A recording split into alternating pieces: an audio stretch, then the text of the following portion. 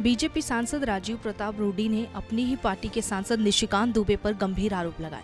रूडी ने दुबे को अहंकारी बताया और कहा कि वो संसद में अपनी अलग ही सरकार चलाते हैं।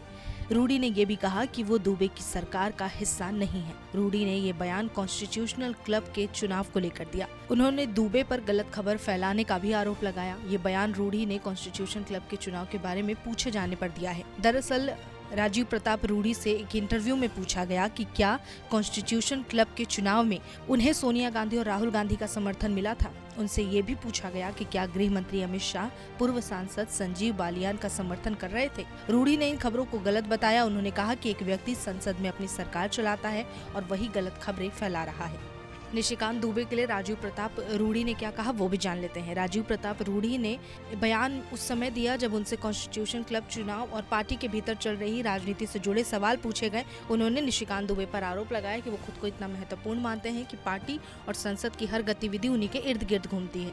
रूडी ने कहा वो संसद में शो चलाते हैं। उन्होंने सरकार से अलग अपनी खुद की सरकार बना रखी है और मैं उनके इस सरकार का हिस्सा नहीं हूँ। आरोप की बात करें तो राजीव प्रताप रूडी ने दावा किया कि चुनाव के दौरान उन्हें अमित शाह से लेकर जेपी नड्डा तक सभी का समर्थन हासिल था, लेकिन निशिकांत दुबे ने उनके खिलाफ उम्मीदवार खड़ा करके गलत तरीके से विवाद पैदा करने की कोशिश की।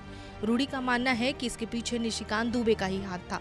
रूडी के इन आरोपों से बीजेपी के अंदर की कलह खुलकर सामने आई है। दो सांसदों के बीच इस तरह का सार्वजनिक विवाद पार्टी के लिए अच्छा संकेत नहीं है। अब देखना ये होगा कि पार्टी इस मामले में क्या कार्रवाई करती है। राजीव प्रताप रूडी ने साफ किया कि उन्हें पार्टी नेतृत्व पर पूरा भरोसा है। उन्होंने दावा किया कि बीजेपी के वरिष्ठ नेता अमित शाह और जेपी नड्डा उनके साथ खड़े रहे और उन्हें समर्थन दिया। बावजूद इसके दुबे ने उनके खिलाफ उम्मीदवार खड़ा कर दिया और माहौल को विवादित बनाने की कोशिश की। रूडी ने यह भी संकेत दिया कि पूरी रणनीति के पीछे दुबे का ही हाथ रहा होगा। हालांकि निशिकांत दुबे की तरफ से इस मामले पर कोई बयान सामने नहीं आया है। नमस्कार, मैं हूं मानक गुप्ता। अगर आपको हमारा ये वीडियो पसंद आया हो तो इसे लाइक और शेयर जरूर करें और हाँ, हमें सब्सक्राइब और फॉलो करना ना भूलें ताकि आप देश और दुनिया की कोई खबर मिस ना करें। तो जुड़े रहिए हमारे साथ और देखते रहिए न्यूज़ 24।